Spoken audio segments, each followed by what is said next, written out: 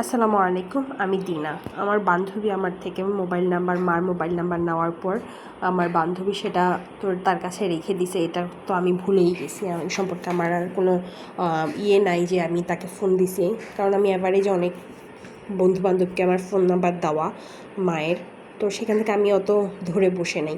তো মাঝে মধ্যে এখনও আমাকে ঘন ঘন জিজ্ঞেস করে কী অবস্থা, কী করতেছিস, দেখা হয় কি না, কথা হয় কি না, আমার সেই বয়ফ্রেন্ডের সাথে আমার কথা হয় কি না, ও বারে বারে খুব জিজ্ঞেস করে। তো আমি ভাবলাম যে আমি তো কারোর সাথে শেয়ার করি না, ওর সঙ্গে শেয়ার করলে হয়তো বা আমার কাছে খুব ভালো লাগবে। তো আমি যা হতো তা ওর সঙ্গে শেয়ার করতাম। তো আমিও কী করছি, আমার যার মাধ্যমে, যে বান্ধবীটার মাধ্যমে আমার ওর সাথে পরিচয়, কিংবা ওকে আগে পড়াইতো, ওর বাসায় গিয়ে আমি ওর ফোন থেকে কথা বলি এখন। তো আমার মা এটা জানে না, কিংবা সন্দেহ করতে পারে নাই, বুঝতেও পারে নাই যে আমি ওর বাসায় যে এখন ওর সাথে কথা বলি। হয়তো বা সপ্তাহে 2-1 বার এরকম, খুব কম কথা হয়। তো ওইটা কথা বলি। তো এটা আমি আমার সেই কলেজ ফ্রেন্ডটাকে বললাম যে এরকম এখন তার কথা বলতে পারি না, তো ওর বাসায় যে ওর নাম মাহিনের বাসায় যে তো কথা হয় 2-3 বার সপ্তাহে, খুবই কম। তো এটা শুনে ও কী করছে, আমার মাকে ফোন দিছে। সঙ্গে সঙ্গে না, এটা আমি যখন প্রায় 2-4 সপ্তাহ এরকম কথা বলি, তারপরে ও এরকম জানাইছে। এটা আমি পরে জানতে পারছি, তো সঙ্গে সঙ্গে তো আমি জানতে পারি না। তো 2-3 সপ্তাহ চলে এরকম কথা বলার পরে দেখতেছি যে মা আমাকে বললো যে তুমি মাহিনের বাসায় কিন্তু যাবা না। তো আমি হঠাৎ করে অবাক হয়ে গেলাম যে আমার হঠাৎ করে মাহিনের বাসায় যাওয়া কেন বন্ধ করে দিল। তার মানে কি মা কিছু জেনে গেছে? কিন্তু মা কীভাবে জানে? মাহিন বলবে না, কখনোই মাহিন মাকে এই কথাটা বলবে না। হয়তো মা সন্দেহ করছে না কি কিসের থেকে, আমি বলতে পারি না। তো মা মাহিনের বাসায় যাওয়া বন্ধ করে দিছে, বলছে তুমি ওখানে আর যাবে না। এখন তো আমার মাহিনের বাসায় যাওয়াও বন্ধ হয়ে গেছে, ওর সাথে কথা বলাও বন্ধ হয়ে গেছে। এরকম করে প্রায় মাসখানিক চলে গেল যে মাহিনের বাসায় যাই না, আর ওর সাথেও কথা বলা হয় না। এখন কি করার আছে? পরে মা কিন্তু আমার সাথে কলেজে যাচ্ছে। এখন কলেজের মধ্যে কি আছে না, অনেক মেয়েরা ফোন নিয়ে আসে ওদের বয়ফ্রেন্ডের সাথে কথা বলার জন্য কলেজের মধ্যে। তো এরকম করে এবার খোঁজ করতে শুরু করলাম যে কে ফোন আনে, বাথরুমে ফোন লুকিয়ে রাখে এরকম ছিল, অথবা কোথাও লুকিয়ে রাখে এরকম ছিল, জুতার নিচে ভিতরে লুকিয়ে রাখে, শুয়ের ভিতরে লুকিয়ে রাখে। এবার আমি খোঁজ করতেছিলাম যে একটু টম বয় টাইপের মেয়েগুলো হয় না ক্লাসের মধ্যে, ওদের সঙ্গে একটু মিল দেওয়া শুরু করলাম যে তোরা কি ফোন আনিস, আনলে কোথায় রাখিস, আমি তোদেরকে টাকা দিব, তো তোরা আমাকে একটু ফোনটা দিবি 5-7 মিনিটের জন্য। তো টিফিন টাইমে অথবা অন্য কোনো টাইমে একটু টাইম করে না, আমি তারপরে টয়লেটের ওই জায়গাটাতে যেয়ে তারপরে ওর সাথে ফোন দিতাম যে হ্যাঁ আমার এই অবস্থা, আমার খুব কন্ডিশন খারাপ, কারণ আমার ফ্যামিলি তোমার সাথে কোনোভাবেই সম্পর্ক করতে দিবে না বলে। পরে ও সব কিছু আমি যখন ওকে খুলে বলছি, পরে ও বুঝতে পারছে জিনিসটা। পরে আমাদের কিন্তু আর কথা ওইভাবে কিংবা দেখাও হয় না। এরকম করে প্রায় 1.5-2 মাস চলে গেছে। 1.5-2 মাস চলে যাওয়ার পরে একদিন হঠাৎ করে, মানে অনেক দিন তো দেখা হয় না, পরে কলেজে গেছি আর ওকে একদিন বলছি তুমি একটু বাসার নিচে আসবো, আমি অনেক দিন তোমাকে দেখি না, মানে আমি অস্থির হয়ে গেছি ওকে দেখার জন্য। তো পরে একদিন ও আমাকে টাইম দিছে যে এরকম একটা টাইমে বিকেল 5টা আসরের সময় যখন সবাই নামাজে যায়, তখন তো এলাকাটা মোটামুটি একটু নিরিবিলি থাকে, তখন ও একটা আমাকে সময় দিছে, যখন নামাজ পড়তে যাবে তখন ও আমার জানালা অপোজিটে দাঁড়িয়ে থাকবে 30 সেকেন্ড এরকম একটা সময়ের জন্য। তো তখনও তুমি একটু জানালায় অথবা বারান্দায় আইসো এরকম বলছে। পরে আমি ওই সময়টাতে মানে 5-7 মিনিট আগেই আমি যাই দাঁড়াইছি, ও আসছে। তো দেখে এত ভাল লাগছে, মানে অনেক দিন পরে দেখা না, মানে মনে হয় যেন কত যুগ দেখি না এরকম একটা সময় তখন। তো এখন ভাবতেও কেমন লাগে, কেমন গেছে ওই সময়টা। তো তখন আমি যাকে ওকে দেখে খুব ভালো লাগছে যে অনেক দিন পরে, প্রায় 3.5 মাস পরে ওর সাথে দেখা হলো।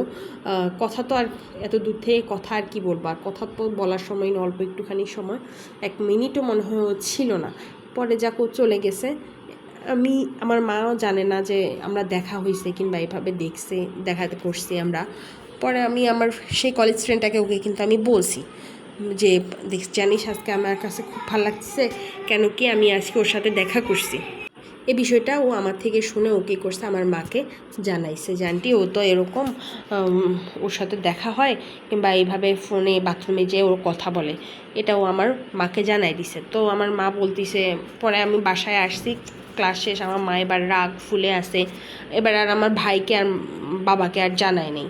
তো আমার মা খুব রাগ যে হ্যাঁ ওর সাথে কিসের দেখা কথা হয় তোমার, আমাকে খুব গরম হয়ে মাথায় চোখ টোক বড় করে আমাকে জিজ্ঞেস করে তুমি কি ওর সাথে দেখা করো, কথা হয়। তো আমি তো একদম অবাক হয়ে গেছি, কি আমি পরশুদিন ওর সঙ্গে দেখা করলাম, মাঝখানে একদিন, এখন আম্মু কীভাবে জানলো, আম্মু কি তাহলে দেখছে? আমি তো একদম না মা কিভাবে দেখা হবে, আমি তো ওকে ভুলেই গেছি, এগুলা বলতেছি। মাকে যতই বুঝেছি না, মা তো নাছোড়বান্দা, মা তো মানবেই না। তো বলছে তোমার এবার ভাইকে বলে দিব, মাকে বাবাকে বলে দিব, এরকম বলতেছে। তো আমার তো ভয় লেগে গেছে, ভাই এত মারছে, 2-3 দিন যাবৎ জ্বর ছিল, সেই জিনিসগুলো মনে পড়ে গেছে, খুব ভয় লাগতেছিল যে আবার ভাই আবার মারে কিনা। তো ওখান থেকে পরে ভাবলাম যে যাকে স্টপ দিই, 1 সপ্তাহ স্টপ দেওয়ার পরে আবার কলেজে যেয়ে আবার কথা বলছি, আচ্ছা কথা বলছি, একদিন পরেই আবার মা জেনে গেছে। তো আমি তো আর এত কিছু জানি না, মা কোথা থেকে জানতেছে, একটু কোথায় থেকে জানতেছে, এটা তো আর আমি বুঝতেছি না, কাকে সন্দেহ করব, কেউ আমার কথা এভাবে জানে না। কিংবা ওই ক্লাস ফ্রেন্ডটাকে যে মাকে ফোন দিয়ে বলবে, সেটাও আমার কখনো সন্দেহ হয়নি যে হ্যাঁ ওকে বলি। পরে এরকম করতে করতে প্রায় আমার এই ফার্স্ট ইয়ারটা শেষ হয়ে গেল। তো একদিন হুট করে মায়ের ফোন, মা গোসলে গেছে যখন, মায়ের ফোনটা পেলাম, পাওয়ার পরে ওর সঙ্গে সঙ্গে ওকে ফোন দিছি, আমি কিন্তু তোমাকে ছাড়া বাঁচবো না, এরকম বলতেছি। ও বলছে আমিও তোমাকে ছাড়া বাঁচবো না। তো আমি বলে, ও আমাকে বলছে তুমি আমার এখানে এসে থাকবা কি, খাবা কীভাবে, আমার যা ইনকাম তোমার ওইটা হতে পোষাবে না। আমি ওর সম্পর্কে সবই জানি, সব জেনে শুনেই আমি করতেছি। তো ও আমি বলছি আমি তোমার সাথে পালায় যাব, বিয়ে তোমাকে পালায় যেয়ে বিয়ে করবো, তুমি কি আমাকে খাওয়াইতে পারবা, মানে যা খাওয়াবা, ডাল ভাত যা খাওয়াবা আমি খাইতে পারবো। বলে এখন তুমি আবেগের কারণে বলতেছ, কিন্তু এটা সম্ভব না, এটা পারবা না, তুমি নিজের মনটাকে একটু স্থির করো, দেখো যদি হয় তাহলে আমাকে জানাও, আর আমি রাজি আছি, এটা আমাকে বলছে।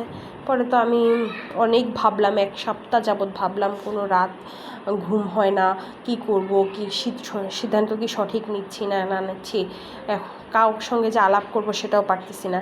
তো কলেজে গেলে মন খারাপ, আমারও সেই কলেজ ফ্রেন্ডটা আমাকে এবার জিজ্ঞেস করলো যে কিরে তোর মন খারাপ কেন, কি হয়েছে? তো আমি ওকে বললাম যে আমরা চাইতেছি যে পালায় যাব, এরকম পালায় যাব। ওকে গ্র্যাজুয়ালি বলছি, আমি এত কিছু চিন্তা করে ভুলি নাই কিংবা করি নাই, আমি এরকম ডিসাইড করছি সামনের সপ্তাহে আমরা পালায় যাব, ওর সঙ্গে কোনোভাবে যোগাযোগ করে ওকে ওই মুখ জায়গায় থাকতে বলবো, এরকম আমি ওকে বললাম যে পালায় যাবো, এভাবে তো থাকা যায় না, ভেঙে চুরে ওকে সব কিছু বলছি।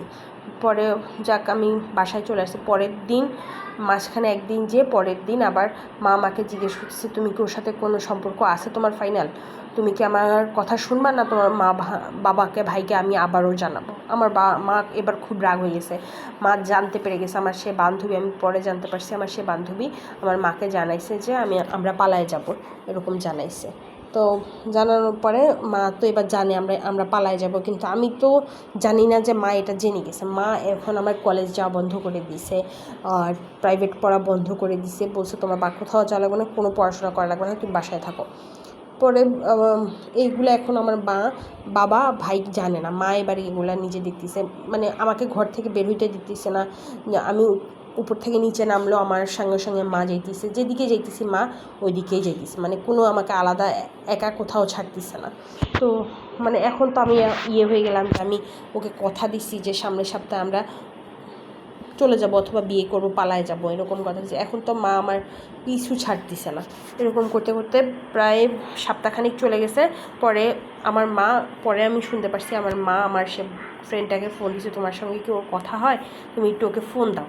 ফোন দিয়ে মানে আমাকে ফোন দেওয়ার কথা বলছে, আমার ফ্রেন্ডকে বলতেছে আমাকে যাতে ফোন দেয়, আমার মধ্যে কী চলতেছে ও যাতে আমারটার থেকে বের করে নিয়ে ওনাকে জানায়। এটা আমার মা আমার কলেজ ফ্রেন্ডটাকে জিজ্ঞেস বললো।